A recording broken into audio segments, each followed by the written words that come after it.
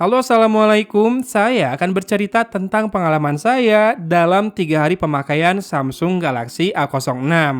Kenapa 3 hari? Karena ini adalah waktu yang saya butuhkan untuk membuat notifikasi lowbat akhirnya muncul di smartphone seharga 1,5 juta ini. Lebih tepatnya sih 3 hari kurang 7 jam ya, alias 2 hari 2 malam plus 17 jam. Dengan screen on time total 6,5 jam lebih, penggunaan WiFi 50-60%, sisanya mengandalkan sebuah kartu XL saya.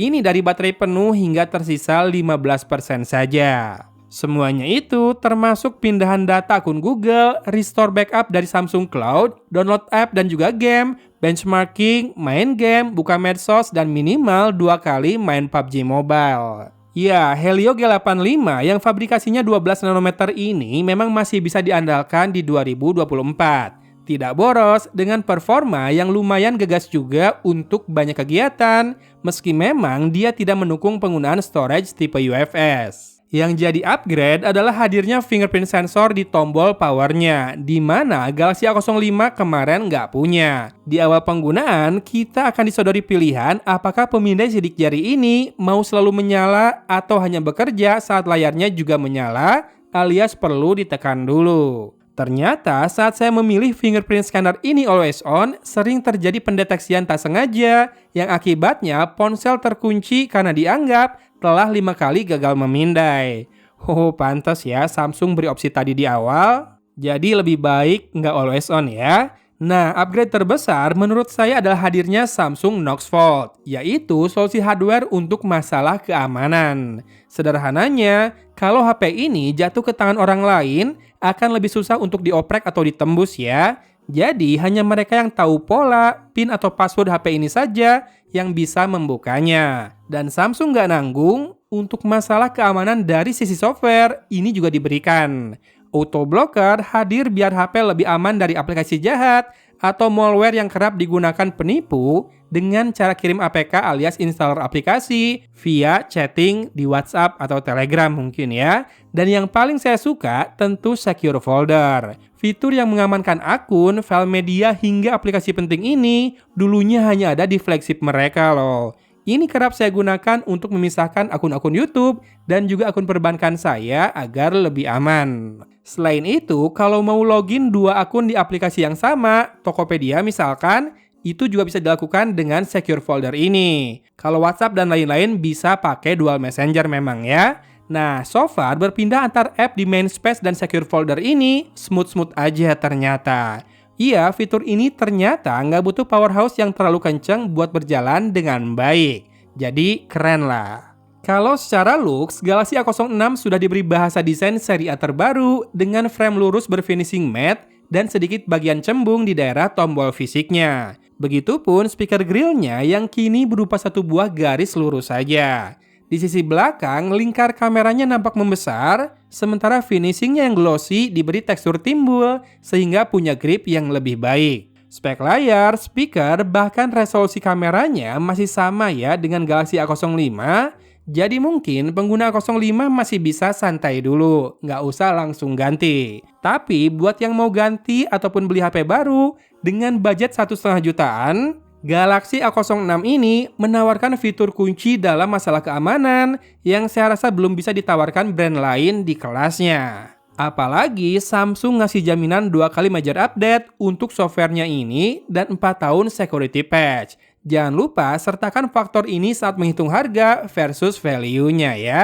Tapi dari spek teknis pun sejak tahun lalu memang udah mending banget. Karena Helio G85 buat saya udah bisa diajak main PUBG cukup serius. Iya, settingannya sama-sama di HD High atau Balance Ultra. Dan kalau main di Smooth Ultra udah cukup nikmat, walau kadang pas one on one agak keteteran.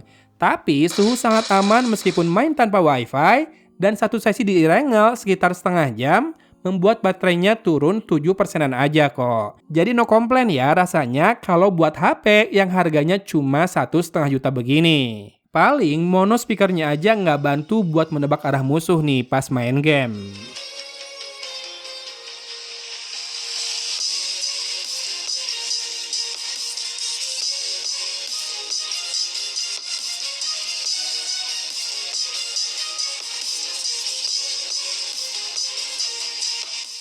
Tapi rasanya segitu udah cukup ya dipakai buat nyetel YouTube, buat nemenin makan, lantang dan jernih suaranya, dan layar juga aman. Reproduksi warna terbilang baik untuk level harganya, meski kalau disimak baik-baik ya namanya resolusi HD+, nggak setajam Full HD+. Nah, untuk kamera, layaknya HP di harganya, hasilnya usable, tapi terlihatlah kelasnya di mana. Saat saya gunakan di kondisi terik, di mana dynamic range-nya tak bisa dibilang istimewa, terasa gitu ya ketika dibandingkan dengan ponsel lain yang harganya 3 kali lipat. Low light masih kebantu dengan naikin ISO, tapi tentu ketajamannya rendah. Sehingga night mode jadi solusi masalah ini dengan catatan tangannya harus stabil karena tak ada OIS di kamera 50 megapikselsnya ini. Dan kini perekaman video di Galaxy A06 juga sudah bisa 60 fps. Walau perlu ditelah lagi kira-kira skenario apa ya yang membutuhkannya, mengingat stabilisasinya yang tergolong minim. Yang istimewa adalah tetap hadirnya secondary microphone untuk noise cancelling. Jadi, perekaman audio bisa lebih fokus ke suara kita dibandingkan suara ambience. Oke, good to go lah. HP sejutaan ini sangat layak direkomendasikan dengan kelebihan dalam hal security dan softwarenya yang seringkali dinomorduakan oleh brand lain. Mungkin karena segmen pasarnya belum sadar pentingnya hal ini. Padahal kalau bagi saya, itu tuh kuncian banget deh. Sip, jadi silakan cek link di deskripsi buat harga termurah yang bisa kamu dapatkan untuk meminang Galaxy A06 ini. Ingat ada yang 64 dan juga 128 GB ya. Kalau RAM-nya semuanya sama 4 GB. Monggo dicek hasil kameranya juga setelah ini. Dari kota Cimahi, Algon pamit undur diri. Wassalamualaikum warahmatullahi wabarakatuh.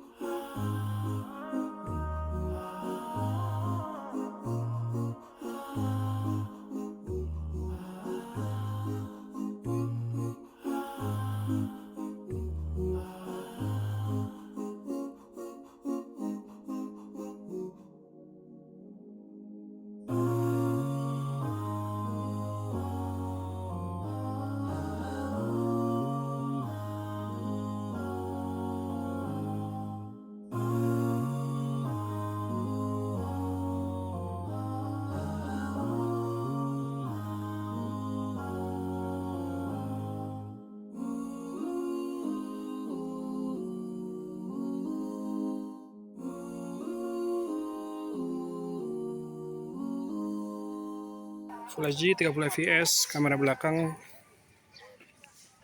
sambil jalan, tilting, panning, tidak ada mode ultra stabilization ya.